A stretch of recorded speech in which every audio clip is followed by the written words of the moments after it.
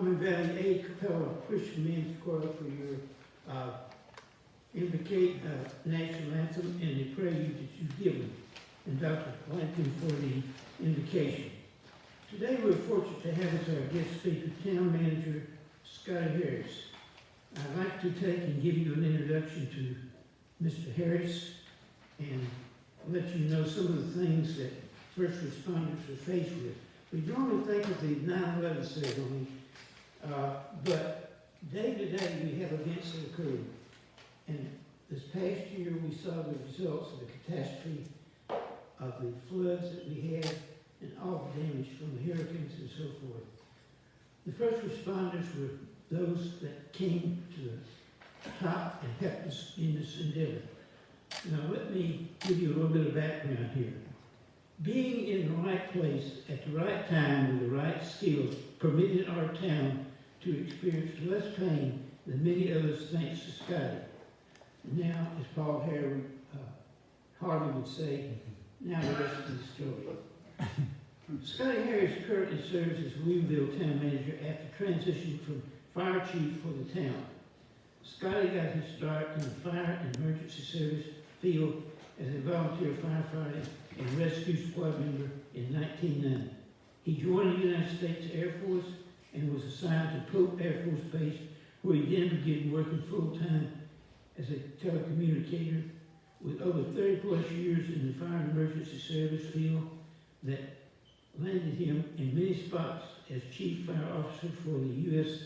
in Iraq, Afghanistan, Kuwait, and many others. He obtained his bachelor's degree in fire administration and a master's in organizational leadership. Public administration led to his attending University of North Carolina, Chapel Hill for a graduate certificate program in community preparedness and disaster management. During Tropical Storm Irene, Scotty was serving in a dual capacity as fire chief and interim town manager. Each of these jobs are taxing, even on a normal day. Then add the hurricane that came into the mix, and you've got a lot of challenges to deal with. Fortunately, Scotty had an emergency service background, so the planning and preparation stage went into effect prior to the storm's arrival. He sent an email to the department heads, went into effect prior to the storms, and asked them to start tracking man-hours and equipment use. It put us ahead of the game when the federal emergency declaration was declared. While serving this dual role, he ended up sleeping at the fire station to be available, as many of our town employees ended up spending 24-hour shifts at their work sites.